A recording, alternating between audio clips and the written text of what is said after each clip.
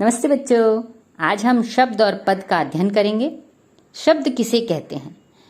ध्वनियों के ऐसे समूह को शब्द कहा जाता है जिसका कोई अर्थ हो तथा जिसे बोलते ही हमारे दिमाग में उसका चित्र आ जाए, या ध्वनियों के सार्थक समूह जो स्वतंत्र भी हो शब्द कहलाते हैं। अब पद किसे कहते हैं? वाक्य में प्रयुक्त होते ही शब्द पद बन जाते हैं। आइए अब शब्दों का वर्गीकरण देखते हैं। शब्दों के वर्गीकरण के 4 प्रकार हैं: उत्पत्ति के आधार पर, अर्थ के आधार पर, प्रयोग के आधार पर और रचना के आधार पर। उत्पत्ति के आधार पर जब हम देखते हैं तो उसके 5 प्रकार हमारे सामने आते हैं। पहला, तत्सम शब्द। जो शब्द संस्कृत भाषा से ज्यों के त्यों ले लिए गए उन्हें तत्सम शब्द कहते हैं, जैसे भूमि, प्रथम, राष्ट्र, रक्षा, मयूर, पुत्र, कार्य आदि। वैसे ही तद्भव शब्द संस्कृत से आए जिन शब्दों का हिंदीकरण करके ग्रहण किया गया, अर्थात जिन्हें हिंदी की प्रकृति के अनुरूप ढाल लिया गया, जैसे काम, बरस, माँ, सांप, दांत आदि तद्भव शब्द कहलाते हैं। उत्पत्ति के आधार पर तीसरा प्रकार है देशज शब्द। देशज शब्द की उत्पत्ति देश, धन, ज के योग से हुई है, जिसका अर्थ है देश में जन्मा। इस प्रकार देशज शब्द का आशय उन शब्दों से है जो बोलचाल तथा देश की अन्य भाषाओं से लिए गए हैं, जैसे ढूंढना, खाट, झाड़ू, पगड़ी, धोती, खिड़की, पेट, लोटा आदि। उत्पत्ति के आधार पर चौथा प्रकार जब हम देखते हैं तो वह है विदेशज शब्द। विदेशज शब्द की उत्पत्ति विदेश, धन, ज के योग से हुई है, जिसका अर्थ है विदेश में जन्मा। इस प्रकार विदेशज शब्द का आशय उन शब्दों से है जो विदेशी भाषा से हिंदी के लिए गए। हिंदी में अरबी, फारसी, अंग्रेजी, तुर्की, चीनी, डच, पुर्तगाली, स्पेनिश, रूसी आदि भाषाओं से अनेक शब्द आए हैं। 5वां प्रकार संकर।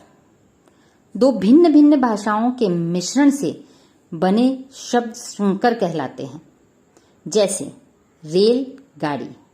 रेल अंग्रेजी शब्द है और गाड़ी हिंदी शब्द है। वैसे ही जांच कर्ता, जांच हिंदी शब्द है और कर्ता संस्कृत शब्द है। गुलाब, जल। गुलाब फारसी शब्द है और जल हिंदी शब्द है। घड़ी, साज। घड़ी हिंदी शब्द है और साज फारसी शब्द है। अर्थात यह स्पष्ट हो जाता है कि 2 भिन्न भिन्न भाषाओं के मिश्रण से बने शब्द संकर कहलाते हैं। अब आगे हम देखते हैं दूसरा प्रकार अर्थ के आधार पर।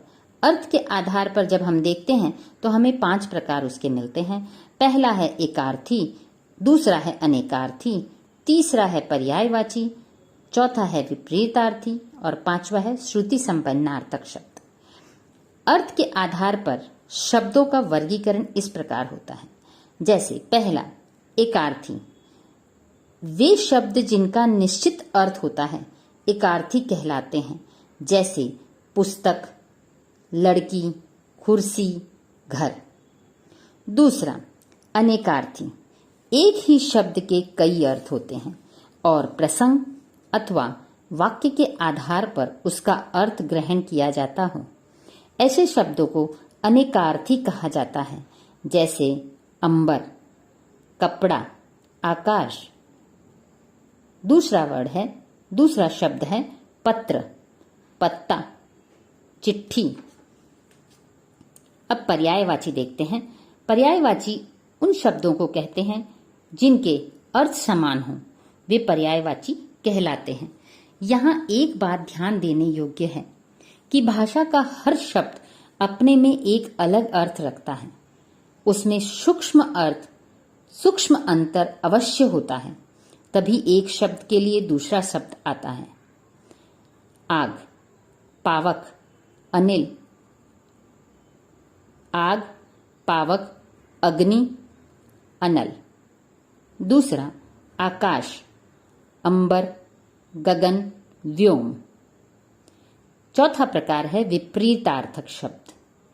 एक दूसरे के विपरीत अर्थ रखने वाले शब्द विलोम या विपरीतार्थक कहलाते हैं, जैसे जड़, चेतन, कोमल, कठोर, झूठ, सच, ज्ञान, अज्ञान। पांचवा प्रकार है श्रुति संभिन्नार्थी शब्द।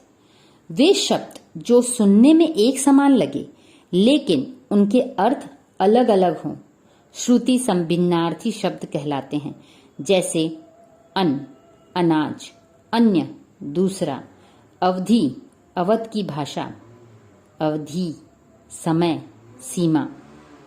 तीसरा प्रकार जब हम पढ़ते हैं प्रयोग के आधार पर, तो यहाँ हमारे सामने उसके दो प्रकार आते हैं। एक है विकारी और दूसरा है अविकारी शब्द।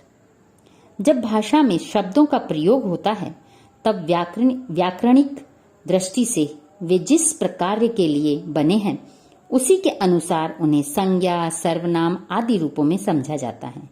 इसी आधार पर शब्दों को दो भागों में बांटा गया है। विकारी शब्द, जिन शब्दों में लिंग, वचन, काल आदि के कारण विकार अर्थात परिवर्तन आ जाता है, विकारी शब्द कहलाते हैं, जैसे लड़का से लड़के, लड़कों आदि रूप भी बनते हैं। संज्ञा, सर्वनाम, विशेषण, क्रिया विकारी शब्दों के अंतर्गत आते हैं। दूसरा अविकारी शब्द, जिन शब्दों में लिंग, वचन, काल आदि के कारण कोई बदलाव नहीं आता, हर परिस्थिति में एक ही रूप प्रयुक्त होता है, अविकारी शब्द कहलाते हैं। इन्हें अव्यय भी कहते हैं। क्रिया विशेषण, समुच्चय बोधक, संबंध बोधक, विस्मयादि बोधक और निपात अविकारी शब्द होते हैं, जैसे जहां, लगभग, न, तक, यदि, तो, लेकिन, के बिना आदि। चौथा प्रकार रचना के आधार पर। यहाँ रचना के आधार पर जब हम देखते हैं तो इन्हें तीन भागों में बांटा गया है। रूढ़ शब्द, यौगिक शब्द और योग रूढ़ शब्द। रूढ़ शब्द किसे कहते हैं?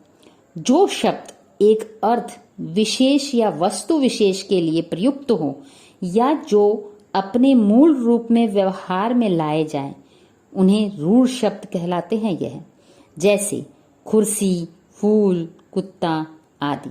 रूढ़ शब्द परंपरा से चले आते हैं और किसी विशेष अर्थ में प्रयुक्त होते हैं। इन शब्दों के खंड करने पर खंडों का कोई अर्थ नहीं निकलता, जैसे नाक, बाल, जल, सब आदि। दूसरा प्रकार यौगिक शब्द। वे शब्द जो दो या अधिक शब्दों या शब्दांशों के योग से बने तथा जिनके खंड करने पर प्रत्येक खंड का अर्थ निकले, यौगिक शब्द कहलाते हैं। जैसे घोड़ा, धन सवार, घुड़सवार, राजा, धन कुमार, राजकुमार, प्रधान, धन मंत्री, प्रधान मंत्री, गौ, धन शाला, गौशाला। यहाँ तीसरा प्रकार है योग रूढ़ शब्द।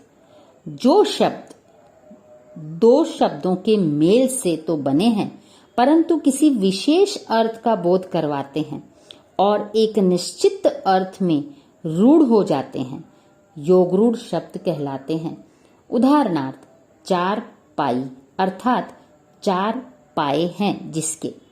यहाँ चार पाई का अर्थ खाट से है, न कि गाय, न कि कुर्सी आदि। पंकज अर्थात कमल। शब्द के अर्थों पर जाएं तो पंक अर्थात कीचड़, ज अर्थात जन्म लेने वाला। इस प्रकार पंकज का अर्थ कीचड़ में जन्म लेने वाला होना चाहिए, किंतु इसका अर्थ कमल का फूल ही है। कीचड़ में उत्पन्न होने वाले कीड़े मकोड़े नहीं। इस प्रकार इन शब्दों में योग भी हुआ और निश्चित अर्थ रूढ़ भी हो गया। उदाहरण स्वरूप लंबोदर, दशानंद, जलज, पीतांबर, महावीर आदि। अब इस पाठ के अभ्यास को विद्यार्थी स्वयं अध्ययन कर जांचें। धन्यवाद।